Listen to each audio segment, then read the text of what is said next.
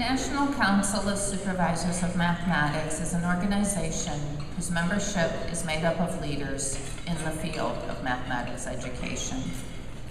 One of those members who gave especially of his time and energy was Glenn Gilbert. Glenn Gilbert was a mathematics teacher and mathematics supervisor from Boulder, Colorado. He was a longtime member of NCSM and served as NCSM treasurer and board member from 1976 until his untimely death in 1981. In 1982, the Glenn Gilbert Award was first established to honor its namesake and to provide a vehicle to annually recognize a person who exhibited the same kind of unique and dedicated contributions to mathematics education. In 1995, the name of the award was changed to the Glenn Gilbert National Leadership Award to further recognize Glenn's legacy and capture the respect and stature that the award symbolizes within the mathematics education community.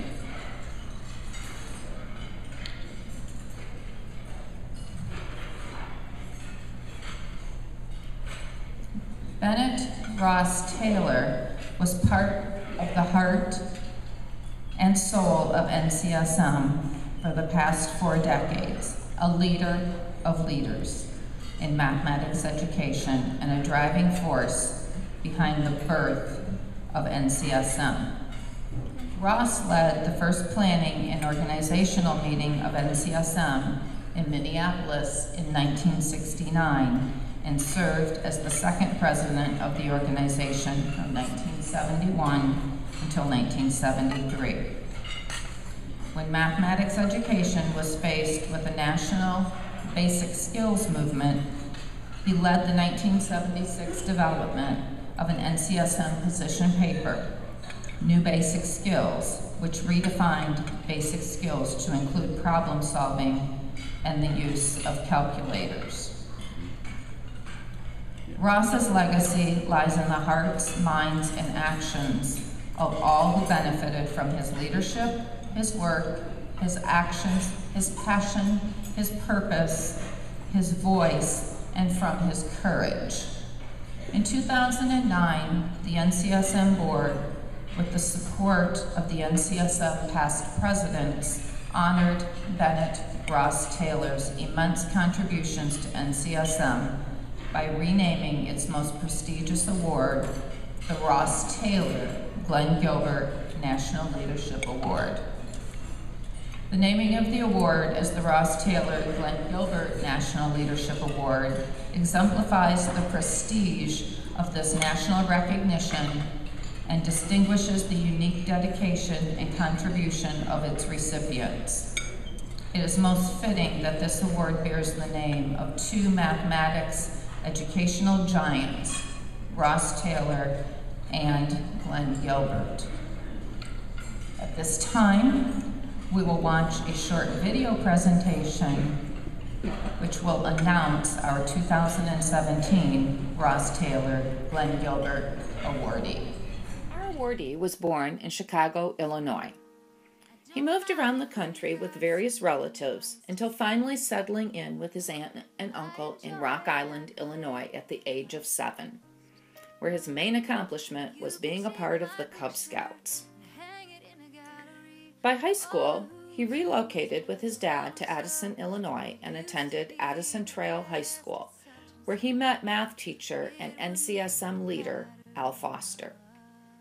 By his junior year, he was president of the Letterman's Club and the concert choir.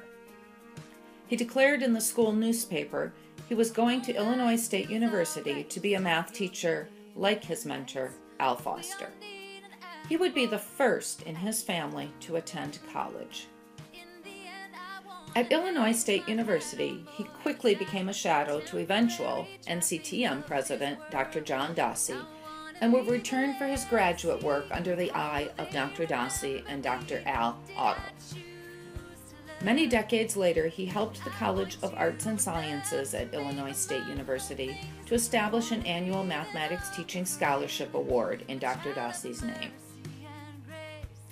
Our awardee landed his first teaching job in the fall of 1973 as a mathematics teacher of grades 6 through 12, as well as a basketball and baseball coach in rural Stillman Valley, Illinois.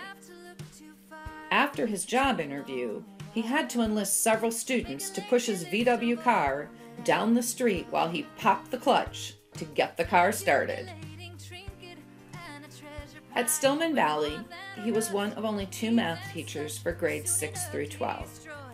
He created a calculus course for advanced students, started a mathematics competition club, and created the course curriculum for the new state requirement for health education. In his spare time, he played softball with a local team that won the Illinois and Wisconsin state championships.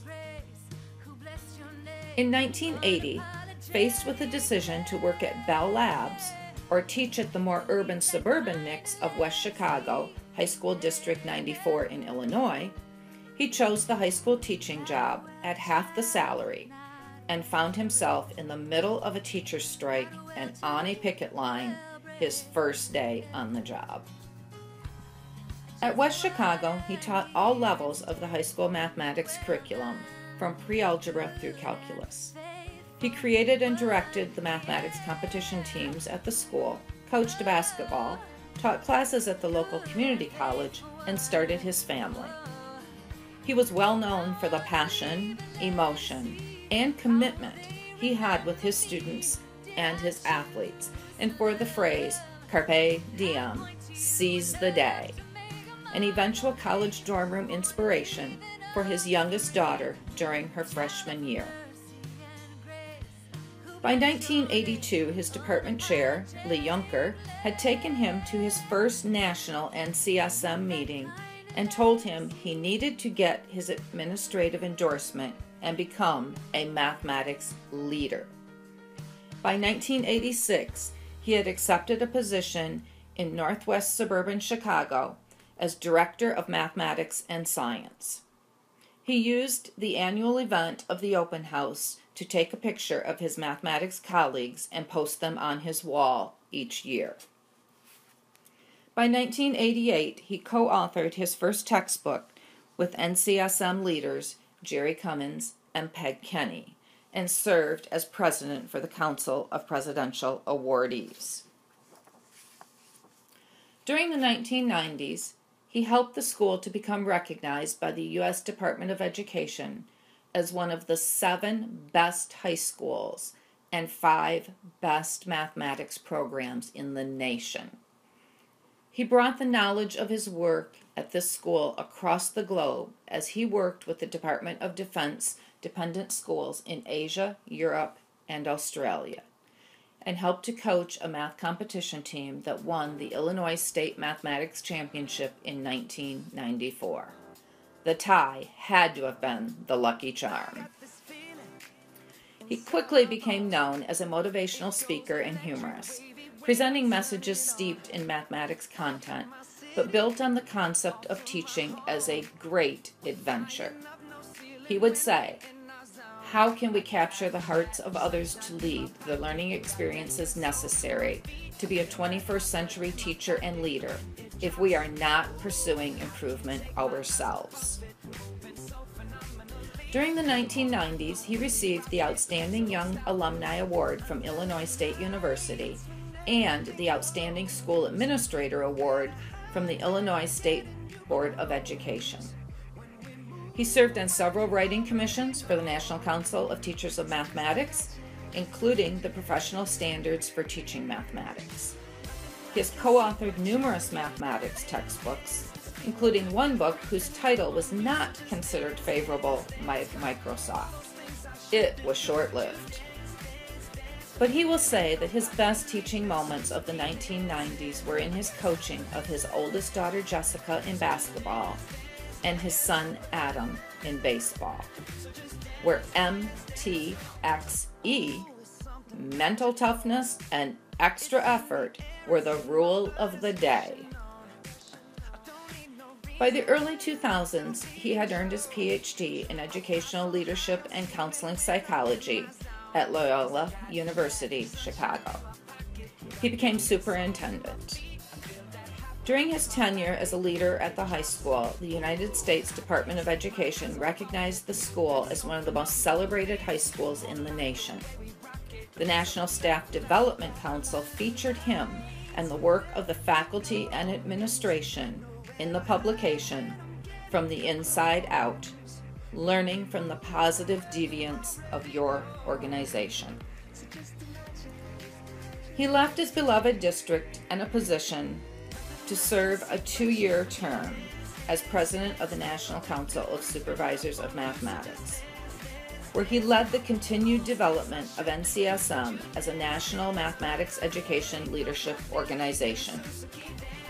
During his tenure as president, he served as the lead writer and executive editor for the task force development of the Prime Leadership Framework, Principles and Indicators for Mathematics Education Leaders, and considers Prime among his most inclusive works, with so many great leaders, writers, and thinkers from NCSM engaged in the work.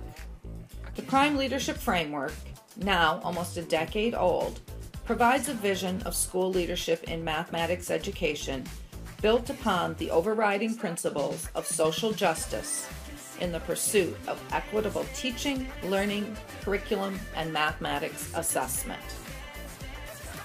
Our awardee is an icon at the NCSM Summer Leadership Academies, where he has advocated and expounded on crucial topics in mathematics education for over 14 years, a commitment he made to then NCSM President Jerry Cummins. Our awardee is a teacher of teachers and leaders. He is a prolific writer and has authored numerous books in which he has taught us how to discipline our professional lives so that others would want to follow our leadership.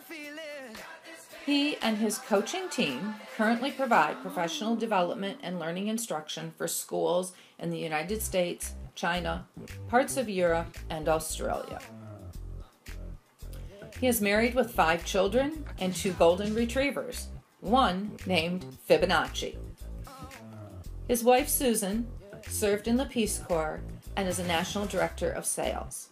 His oldest daughter, Jessica, is a mathematics teacher, middle school principal, and staff developer. His son-in-law, Tim, works for Marquette Buick in Barrington, Illinois, and his son, Adam, is a civil engineer in California. His daughter-in-law, Jacqueline, is a school psychologist. His youngest daughter, Anna, is a junior in college and an international business major. Our awardee develops others with humility, leads with passion, and will leave a great legacy of leaders who will work to improve mathematics education for decades to come. It is my great honor and privilege to announce the 2017 Ross Taylor Glenn Gilbert National Leadership Awardee, Timothy Kanold. Well, good afternoon. I'm exhausted watching that. Well, first of all, I want to say thank you to all of you that are here this afternoon at our luncheon. And I also would like to begin by giving my deepest thanks to Denise Brady and the NCSM Awards Committee. And from the many friends and colleagues who nominated me for this award, your process in that, I'm deeply grateful. I'm both honored and humbled to receive this award, this leadership award, and most importantly, because it's from an organization that I love so much and so deeply. So I promised myself I wouldn't cry while I gave this brief response. I'll do the best I can. Like me, somewhere along the way, your professional life, you decided to join an organization dedicated to the leadership and the leaders of K-12 mathematics education. And it is my hope that being part of NCSM has enriched your life, just as it has mine. Can you remember the year your NCSM story began? Because I can. For me, it was Detroit, Michigan in 1983 at the annual meeting with the remarkable Shirley Fry as our president. I was 32 years old, and I sat on a table in that far back corner of the room, right where you guys are right now, with my mathematics department chair, Lee Yunker, who told me, you have to come to this meeting. I'm dragging you there. And I'll bet everybody sitting here had someone at some point who brought you to this meeting and said, you need to come. I was a bit overwhelmed by the challenge of change ahead in the 1980s, but I was grateful to talk to mathematics education teachers and leaders experiencing, oh my gosh, the same challenges that I was experiencing, the same struggles I was experiencing. It was a great moment for me to both validate and experience growth in my work. I watched as the first ever Gilbert Awardee at that time, John Del Grande, was announced and wondered to myself, I don't know who this dude is, but wow, what a dedication to math ed leadership. And here we are, over 3 decades later, in a social media, technology-driven, fast-paced, crazy world that we work in, as the deep work of change in mathematics education continues on. And it's our job to lead that change, to help it to live on. I feel sometimes like I blinked. The moment at the back table in 1983 feels like a touch away. All those years dedicated to the cause of mathematics education, gone in the blink of an eye. All that hard work, all that blood, sweat, and tears, every single one of those school seasons, they are now for me over. And it will be the same for you too at some point.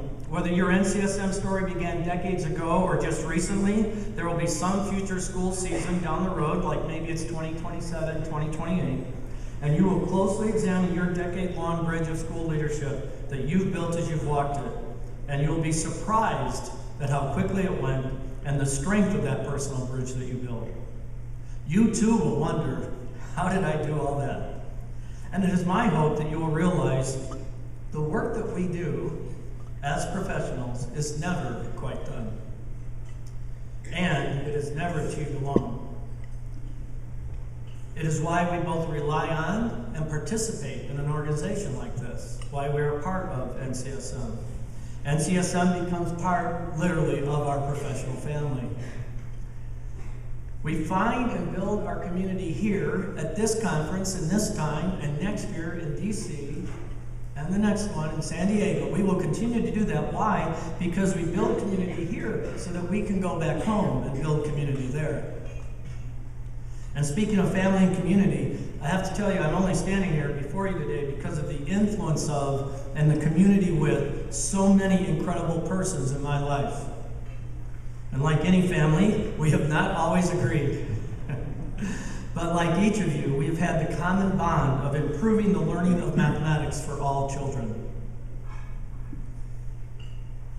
I recognize that personal thank yous at a time like this can be sort of weird in an acceptance message. It can be a bit awkward. On one hand, they give you some insight into my professional mathematics education life and the family of people essential to the support and development of my growth. On the other hand, it's this litany of names that you may or may not recognize. And yet it's important in this moment right now that I do that. And I provide this brief comments of thanks to those folks. And I ask you to bear with me on that. To begin, there's my community of colleagues I've grown up with both before and since the first 1983 NCSM conference I attended. Their words and wisdom had a profound impact on my thinking, pulled my leadership forward. And they each helped to shape the direction of NCSM. Now, you might tell from the way I said that they're older than I am. They probably are, I don't know for sure. But I want to give special thanks to Al Foster and John Dawsey, Al Otto, and Zalia Siskey. They each influenced my decision to become a mathematics teacher. Shirley Fry, Iris Carl, Hank Kepner, Carol Greenis, Jim Rabillo, Skip Fennell, and Dan Dolan, Lee Stith and Miriam Leva, and Carol Edwards, and especially Steve Lineman, taught me how to be a better mathematics education leader and modeled for me the importance of my service to NCSM and NCTM. Contemporaries like Suzanne Mitchell and Kit Norris, Steve Victoria, Gwen Zimmerman, Julie Dixon, Linda Fulmore, the late Kay Gilliland, Ruth Harbin Miles, Valerie Ellswick, Bill Barnes, Randy and Sue Pippin, Donna Simpson-Lee, Linda Gojak, Lori Boswell, Denise Walston, Dick Sykes, and Sarah Schull. And then I have to tell you, so many great organizations For example, I've really had the privilege to have this like 30-year-long sort of relationship with ICTM, the Illinois Council of Teachers of Mathematics, the Arizona AML Teachers of Mathematics, the Wisconsin Mathematics Council, the Virginia Council of Supervisors of Mathematics, shout out to them, the Georgia Council of Supervisors of Mathematics, and especially here today, I have to tell you, I love TASM. What a group and organization you guys are. And now, because my home is in California, CMC. You taught me the meaning and the value of friendship and deep community in our work as mathematics education leaders. And of course, my friends from Todos, who have both led and taught the true meaning of social justice for each and every child. And I love that. NCSM and NCTM leaders like Matt Larson, Diane Bryers, Grace Kelamatic, Mona Tanchuk, and the late but great NCSM leader Jerry Cummins made the leap of faith to dig in with me and do the difficult work of often presenting mathematics workshop for me, knowing they weren't going to get my materials till about 24 hours before we needed them. In our own funny way, we each made quite a pair over the years, and I thank you for getting in there and doing that work with me. My NCSM friends, Ralph Connolly, David McKillop, and Donna Karsten, taught me to expand my thinking and understanding of mathematics education as a North American community. And as you can see, my circle of support has just expanded quite a bit over the years. And then there's my mathematics family of teachers and leaders at Stevenson High School, District 125 that you saw in the video. 50 plus courageous, crazy teachers that lived with my pushing them and pulling them on them for 22 years. They were willing to experiment and embrace values of true professional learning community culture as we would videotape and try things and do authentic field-based research and sort of create our own laboratory without really telling the students they were the field subjects. We became increasingly transparent and public with each other about our work, and if there's one hope, it's that that will be just the norm for our entire country. As we did what we needed to do in the service of learning mathematics for all children. And I must also say thank you to my more modern day and much younger family of mathematics colleagues, authors and writers and presenters, educators, mathematics leaders, just like all of you in this room, more than 35 folks that I counted just briefly, and there's more, in the field working together, dedicated to the deep work of improving the learning of mathematics for K-12 children. There are too many for me to mention here, but you know who you are. And then there's my most important family. It's what we call our texting fam bam. I talked a little bit about this on Monday, didn't I? As we like to call it. It was the picture that you saw at the end. My wife Susan, who is here today with me. Where are you, Susan? There she is.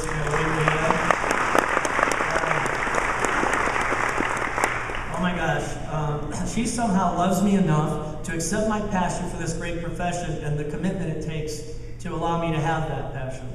She's willing to laugh with me and love me as we walk through these later stages of our lives together. She is a stabilizing force in our family life and for me. From her time in the Peace Corps alone, she has taught me how to be more mindful of cultures and people different from our own. And most importantly, she has taught me how to live my life with no regret. Her 90-year-old mom, Jean, went through a challenging time in life this past year. She recently passed away. And I want to thank her mom publicly today for always asking me how my work was going and being interested in my professional progress despite her own pain. In our profession, we dedicate our lives to improving children, and it includes our own. Our children, Jessica, Tim, Adam, Jacqueline, and Ada, are carving out their own journeys and finding their way in the world. And I want to thank them for letting me tell their stories. Many of you have heard some of their stories over the years. And I appreciate them being my guinea pigs. In part of the work we did. My love and friendship and heart for them is boundless. My final thanks, though, is reserved for those of you in the room. It is in your commitment to our great profession and the process of reflecting and refining your work that the story of your professional life unfolds each and every day. Yesterday, I went for a long run on the outskirts of the San Antonio Riverwalk and the canal. There were people everywhere, all shapes and sizes, colors, ethnicities, and I suspect, too, spiritual inclinations. Some of them had hats on, there were no hats. There were scarves, there were shoes, some people had no shoes on. Some were walking in the river. I don't know if that's legal. There was lots of sunshine on every face. It felt very inclusive and safe. yesterday afternoon. As I looked at them, I realized they were all K-12 students at one point. They've all had teachers and leaders, someone just like you and me, that existed in their past. And I was left wondering, did it really matter to them? Now that they are adults, with all the hammering that comes with the stuff of life, they had potentially 40 to 45 teachers during their 13 years of K-12 education. And as they all walked by me and went their own way, or smoked a cigarette, or sat by the Riverwalk, or wore their headphones, or had their cell phone in their face, or talked casually in a corner with friends, or asked for some help, or rode a bike yelling, "On your left," they each had someone like us as part of the stream of their story. And I couldn't help thinking yesterday, does it even matter? Who made a difference for them? Who fought for them? Who saw potential in them? Some seemed broken a bit. Others seemed confident and carefree. I wasn't sure. All of them seemed to have a place to go. And I thought, well, that's good. They have a purpose. So do we. We have perhaps the greatest purpose there is. No matter all the pressure and all the stuff placed upon us, we chose a profession of persons. We're true to our work as a grind, it is, and we have to find the grit and the grace to wind our way through the marathon of our work life, year in and year out. We get it. Our mathematics education leadership is not a sprint. True, too, the children we are teaching are not fully formed persons yet. Are we ever really fully formed? But they are persons nonetheless, and thus they each have value. We have chosen a profession, one that chooses to honor each and every one of those persons and to love them and seek social justice for them as we would our own children. And I am so deeply glad that I chose this profession. I'm so grateful for NCSM, for your continued support of each of us here in the work we're trying to do. There is no better calling in life than to be called mathematics teacher and leader. I hope you will agree. Thank you, and may God bless your journey.